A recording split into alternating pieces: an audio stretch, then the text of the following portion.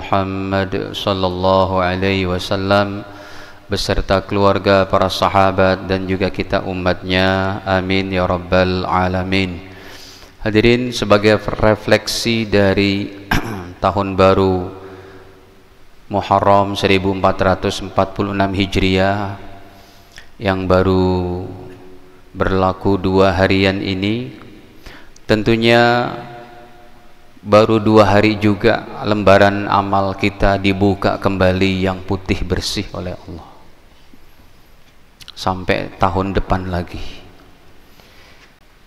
Dan 1446 Hijriah kita bawakan saja temanya bersungguh-sungguh dalam ibadah kepada Allah. Karena orang yang ibadah pasti mati, yang tidak ibadah juga mati. Hanya saja orang yang beribadah matinya insya Allah dalam ridho Allah Ta'ala. Makanya sebagai ayat pembuka dari kajian kita ini dalam surat yang sangat terkenal Az-Zariyat ayat 56, ya, ini menjadi ayat paling standar untuk terketuknya pintu hati kita bahwa kita hidup ini bukan untuk ini itu dan sebagainya, tapi hanya untuk ibadah. Dan ini semuanya harus berdasarkan dengan ilmu. Bagaimana di kantor kita jadi ibadah, bagaimana di rumah kita jadi ibadah, bagaimana seseorang yang berada di sawah ladangnya pun jadi ibadah. Di dalam surat Az-Zariyat surat ke-51 pada ayat ke-56 ini terkenal ayatnya, wa ma khalaqatul jinna wal insa illa liya'budun, dan saya tidak menciptakan jin, kata Allah, wal insa serta manusia, illa liya'budun, kecuali untuk ibadah.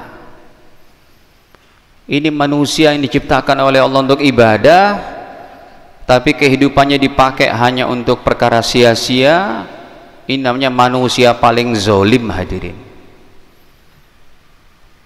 Ya, manusia paling aniaya adalah yang tidak ibadah kepada Allah.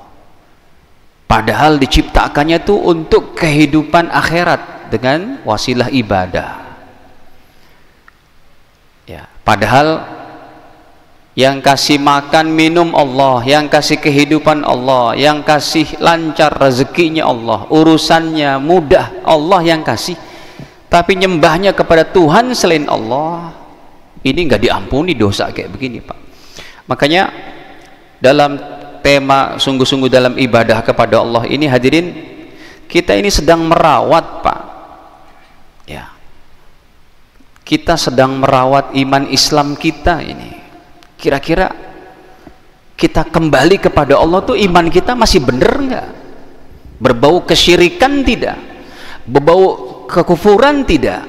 Berbau kemurtadan atau tidak? Ya, kita merawat iman Islam ini, Pak. Sebentar aja deh, sampai kapan? Sampai kullu nafsin dha'iqatul maut. Sampai situ aja udah. Ya, ini tentunya ada dalam Al-Quran Ali Imran 185 kan. Tuh. Sampai ini aja deh, Pak. Apa yang mau kita rawat ini? Jadi dengan lembaran yang baru ini, hadirin, kita masih bisa nih meniti menuliskan tulisan pena kita di catatan kita yang baru 2 hari kemarin. 1 Muharram itu masuknya tepatnya itu malam Senin, Pak, bukan malam Ahad. Ya, hari Ahad masuk maghrib itu 1 Muharram. Ya, berarti sekarang baru 2 Muharram. Nanti nih maghrib 3 Muharram. Belum 72 jam lembaran putih kita baru dibuka oleh Allah. Ya. Nah, para jamaah yang dirahmati Allah, ini lembaran putih ini mau kita tulis dengan apa ini? Terserah kita itu. Makanya semangat ibadah, sungguh-sungguh ibadah harus ditanamkan. Kita hidup ini bukan untuk kerja, Pak, bukan untuk cari duit, bukan untuk berkarir. Itu mah bunga-bunga kehidupan. Itu keperluan kehidupan. Kalau tujuannya adalah basically-nya adalah ibadah, di mana aja kita berada. Yang jadi pejabatnya, kalau dia betul iman, Islam, ilmunya jadi ibadah. Yang jadi rakyat biasanya, iman, Islam, dan ilmunya benar, jadi ibadah. Jadi kita sedang merawat nih, supaya jangan sampai ada 4 macam dosa. Kalau kita kembali kepada Allah, nempel salah satunya dalam diri kita. Ini 4 macam dosa ini nggak diampunin, Pak.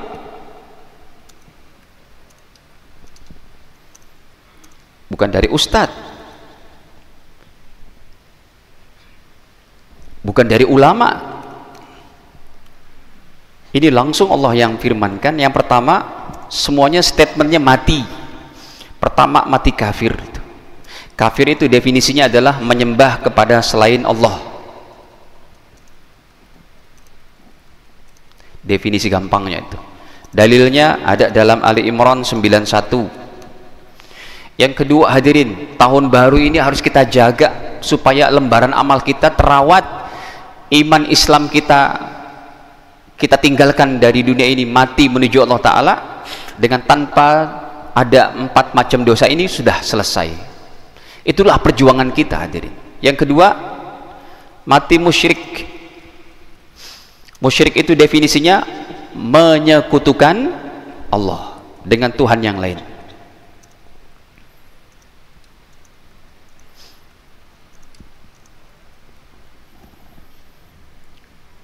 Saya diajak makan nih sama seorang pejabat, saya tidak sebutkan dari instansi mana gitu ya.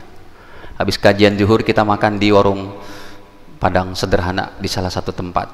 Pak Ustadz, udah ngembrak tuh ya, ada rendang, ayam pop, ayam panggang, macam-macam. Terus ada apa tuh, sayur nangka. Saya lihat nih Pak pejabat nih nggak makan sayur nangka. Saya bilang, Pak Haji nggak makan sayur nangka. Oh enggak Ustadz, guru spiritual saya bilang, Ustadz, kalau saya makan nangka karir saya nukik. Saya bilang, ini Masya Allah nih. Saya kira guru spiritualnya siapa gitu ya, AA Gim gitu atau siapa, ternyata Mbah Jambrong, dukun itu. Saya bilang, Pak Haji, kalau Anda tidak makan sayur nangka karena alasan medis, apa tuh namanya, penyakit apa tuh, asam urat, asam uratnya udah stadium 4, tentu nggak boleh dong makan santan sama sayur nangka karena mengandung zat purin yang sangat tinggi. Itu oke, diterima oleh agama, tidak syirik. Tapi apa hubungannya sayur nangka sama jabatan Anda, Pak? La haula wala quwata illa billah. Ini dalilnya ada dalam An-Nisa 48. Yang ketiga, naudzubillah hadirin, mati dalam keadaan murtad. Ya, definisinya saya berikan singkat-singkat aja. Kok jurtad? Mati dalam keadaan murtad adalah keluar dari Islam. Ini gak ada ampunan, Pak. Bukan ustadz yang bilang. Ya. Ini Allah sendiri yang firmankan dalam Al-Baqarah 217. Yang terakhirnya lebih berat nih, mati sebagai munafik. Ya, musuh Islam ini. Ngakunya muslim, hatinya kafir. Itu definisi daripada munafik. Ngaku muslim tapi hati kafir. Nabi Muhammad aja nggak ngerti, Pak. Ada ayatnya tuh, kamu tidak tahu siapa yang munafik karena munafik masalah hati.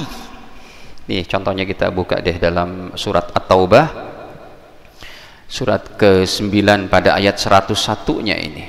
Wa mimman haulakum minal a'rabi munafiqun wa min ahlil madinati maradu 'alan nifaq. Wa mimman haulakum minal a'rab, dan ada sebagian di antara kalian wahai Nabi Muhammad dan para sahabat, minal a'rabi, dari orang-orang Arab Badui, munafiqun, yang munafiknya ngakunya muslim, Pak, hatinya kafir. Musuh dalam selimut, menggunting dalam lipatan, musang berbulu domba, menusuk dari belakang. Apalagi biskuit kongguan dalamnya rengginang, itu biskuit munafik namanya. Nah hadirin, di antara kalian wahai Nabi Muhammad ada orang munafik. Wa min ahlil madinati, bayangin Pak, penduduk Madinah zaman itu kan zaman keemasan Islam Pak. Penduduk Madinah ada yang munafik, apalagi sekarang tinggal nunggu Dajjal tuh datang ke 7 penjuru pintu masjid, 8 pintu kota Madinah, yang nanti Dajjal nggak bisa masuk karena dionggok-onggokin sama malaikat dengan tombak-tombaknya. Akhirnya Dajjal lari ke Gunung Garam. Gunung Garamnya teman ada di dekat Gunung Uhud, sudah di luar kota Madinah. Gunung Garamnya tuh sekarang ada bangunan. Saya kalau lagi diajakin sama guide orang Madinah lagi umroh itu, kita tanya, mas Gunung Garam itu apa sih di atasnya? Nggak tahu Ustadz, kita pun nggak ngerti itu, tapi ada bangunan di sana namanya Jabal Milih, Gunung Garam. Itu nanti ketika Dajjal udah datang ke kota Madinah, orang munafik di Madinah pada keluar. Saya bandingkan dengan ayat ini, wajar Pak, wajar. Zaman sekarang orang munafik di Madinah ada wajar. Ini zaman keemasan ada Nabi Muhammad. Allah sebutkan ayatnya, wa min ahlil madinati maradu 'alan nifaq. Dan penduduk Madinah ada yang kebangetan sifat munafiknya kepada Nabi Muhammad dan para sahabat. Nah hadirin, coba sekarang ini kan udah 4 nih Pak nih. Tulisannya gede-gede banget ya, enggak itu. Ini saya kecilkan dikit biar masuk semuanya. Nah, ini kan 4 macam nih hadirin. Ini kita sedang merawat ini sebenarnya hidup kita. Ya. Kita sedang memoles nih Pak, termasuk saya yang ngomong, kita sedang merawat daripada iman kita ini. Supaya jangan sampai kita mati ada kesifatan 4 macam dosa ini. Makanya Muharram yang baru 2 hari, belum 72 jam lagi, kita azamkan yang kuat. Ya Allah, hidup saya untuk Engkau saja ya Allah. Jadi kalau kita udah niatin hidup untuk Allah, insya Allah nggak buat macem-macem Pak. Jalannya lurus aja tuh. Mau dicolek, mau digoda kesana kemari, tetap lurus aja udah. Karena di hadapannya cuma yang ada ridho Allah dan tanggung jawab di hadapan Allah nanti. Makanya hadirin ya, ini kalau saya mau terjemah ayatnya pun lumayan panjang ini ya. Waktu kita tinggal 5 menit ya Pak Haji, tinggal 5 menit waktunya. Ini cukup panjang hadirin, saya singkat saja tuh. Contohnya Ali Imran 91 itu, innalladzina kafaru, sesungguhnya orang-orang kafir, wa matu wa hum kufar, yang mati dalam keadaan kafir, falayyuqbal min ahadihim mil'ul ardi dhahaban, seumpamanya dia punya kekayaan emas segede bumi. Emasnya sebesar bumi Pak, bukan cuma kekayaannya 4.000 5.000 triliun, emasnya segede bumi, tapi punya dosa kafir. Kata Allah, aku tidak akan terima. Ulaika lahum adzabun alim, bagi mereka siksa yang sangat pedih. Wa ma lahum min nasirin, tidak ada penolong. Nih Bapak Ibu sekalian, kalau kita jaga iman Islam kita, jangan khawatir Pak. Di padang mahsyar kita ada penolong Nabi Muhammad. Di padang mahsyar kita ada penolong para nabi, para malaikat, anak-anak kita yang soleh, ulama-ulama kita yang soleh, guru-guru kita yang soleh, para wali-wali Allah. Ya, anak kita yang hafal Quran, puasa kita berikan syafaat pertolongan, sholat 5 waktu kita, amal-amal soleh kita. Yang kedua hadirin, mati musyrik. Singkat aja nih dalam An-Nisa 48, innallaha la yaghfiru ayyushraka bih wa yaghfiru ma duna dzalika liman yasha. Sesungguhnya Allah tidak mengampuni dosa ayyushraka bih, yang namanya syirik. Gak diampunin tuh hadirin. Penting ini Muharram kita buka dengan lembaran flashback akan keimanan kita kembali. Yang ketiga mati murtad. Coba kita lihat ini. Ayatnya cukup panjang, saya terjemah dari to the point-nya saja, dari Al-Baqarah 217, tetapi yang pada poin pertengahannya aja, to the point-nya pada ayat pertengahannya itu. Coba kita lihat. Wa may yartadid minkum an dinihi, siapa orangnya yang murtad dari agama Islam, fayamut, kalau mati, wa huwa kafir, mati kafir. Ada jamaah kita hadirin di ya, karena kita kan ngajar banyak nih termasuk di Menteng, di Bintaro, ya di Pondok Indah. Ada jamaah kita yang, Pak Ustadz, anak saya mau pindah apa ibu? Pindah kampus, pindah apa? Bukan Pak Ustadz, mau pindah agama. Ya Allah, itu gimana ngedidik anaknya tuh Pak? Oke lah, anaknya international school, kelas SMP aja itu sampai kelas 12 bahasa Inggrisnya udah cas, tapi akidahnya terjual. Apa manfaatnya Pak? Udah orang tuanya bingung gimana caranya. Saya bilang, ya Anda harus berusaha ini Bapak Ibu suami istri. Coba dikeluarkan itu dari, masuklah ke pesantren mahal itu. Bisa saya kasih tahu nih, masuknya aja pesantrennya itu bisa 170 juta. Pesantren bilingual Inggris Arab, ya, yang keren-keren kayak Milbos, kayak di Jawa Tengah, ataupun Insan Cendekia di BSD, itu masuknya aja di atas 100 juta Pak. Pesantren itu, tapi keren, tempat anak-anak menengah ke atas lah. Coba jangan sekolah di situ lagi, pindahkan. Dia sekolahnya di sekolah internasional gitu, kayak public London School, kayak Jubilee. Kalau Jubilee sih masih punya orang Arab ya, yang di Kemayoran sini. Gandhi School itu kan ya, basicnya international school. Sebelah pindahkan coba. Alhamdulillah di sana pun nggak kalah hebatnya ya, alat-alat canggih. Ya namanya sekolah mahal Pak. Bayangin SMP aja masuknya 170 juta uang pangkalnya itu. Dipindahkan anaknya, alhamdulillah dia masuk SMA di sana 3 tahun, imannya kembali kokoh, bahasa Arabnya bagus, bahasa Inggris jalan. Tinggal ngelanjutin deh tuh, mau ngelanjutin kemana nih? Ya, penting hadirin. Kenapa? Coba kita lihat lagi. Wa may yartadid minkum an dinihi, siapa yang murtad dari agamanya, fayamut, kalau mati wa huwa kafir, mati dalam keadaan kafir, faulaika habitat a'maluhum fid dunya wal akhirah, amalnya gugur. Lagi Islamnya, pernah puasa, pernah zakat, bahkan haji umroh, murtad, gugur, habis kata Allah. Wa ulaika ashabun nar, mereka penduduk neraka, hum fiha khalidun. Apa arti khalidun Pak? Kekal. Yang bilang kekal siapa? Ustadz, ulama, Allah. Ini agama milik Allah, peraturan-peraturan Allah. Sekalipun dalam kebinekaan tidak boleh kita dengan non muslim ujuk-ujuk kita bilang kafir loh, masuk neraka. Ya nggak boleh kalau begitu. Ya, dalam kebinekaan dan agama ini tidak boleh saling bersinggungan.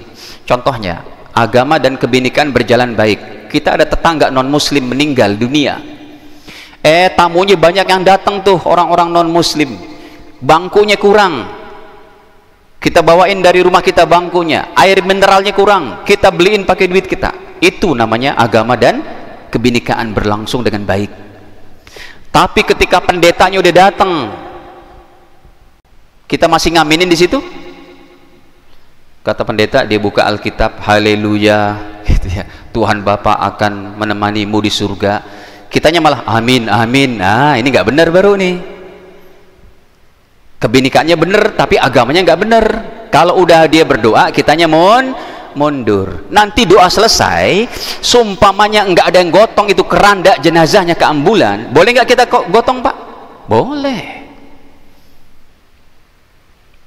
Jadi harus betul-betul dipelajari itu hadirin, bagaimana agama dan kebinekaan tidak saling begini. Non muslim meninggal nih, seorang pejabat lain datang, dia berdoa, Allah maghfir lahu warhamhu. Betul kayak gitu? Orang agamanya aja bukan Islam, datang tanya kepada istri anaknya, sakit apa bapak almarhum? Ya, udah berobat di mana? Gitu. Dah, kita tanyakan kabar begitu, mau dikuburin di mana? Semoga lancar ya semuanya. Nggak usah pakai Allah maghfir lahu warhamhu. Dalilnya Ustadz banyak dalam Al-Quran. Nggak boleh kamu mendoakan mereka. Itu berarti nggak nyambung tuh, servernya beda gitu, salah-salah dipukul nanti sama malaikat. Ini ayatnya turun kepada Nabi Muhammad bahkan Pak, nggak boleh mendoakan gitu. Jadi kita memahami agama dengan kebangsaan jadi enak, caranya seperti itu Makanya ayat toleransi paling gampang dihafal, Allah tidak turunkan pada juz 1 bukan, juz 2 bukan, susah itu mah. Juz 30 apa ayatnya? Lakum dinukum, itu ayat toleransi, agamamu agamamu, ini agamaku. Dah, hadirin para jamaah dirahmati Allah, ini sebagai refleksi awal tahun 1446 Hijriah. Insyaallah bulan-bulan depan baru kita akan bahas yang lebih dalam lagi, terutama yang tadi saya belum bahas tuntas, pertolongan-pertolongan di akhirat untuk orang yang menjaga iman Islamnya itu sebuah pembahasan yang membuat hati kita melunak, melembut, supaya tetap kita dalam keadaan bertakwa kepada Allah Ta'ala. Amin ya Rabbal Alamin. Ini saja dapat kami sampaikan, kekurangan dimaafkan, dan kita akhiri dengan kafarah majelis. Subhanakallahumma bihamdik, syahadu la ilaha illa anta astaghfiruka wa atubu ilaik. Wassalamualaikum warahmatullahi wabarakatuh.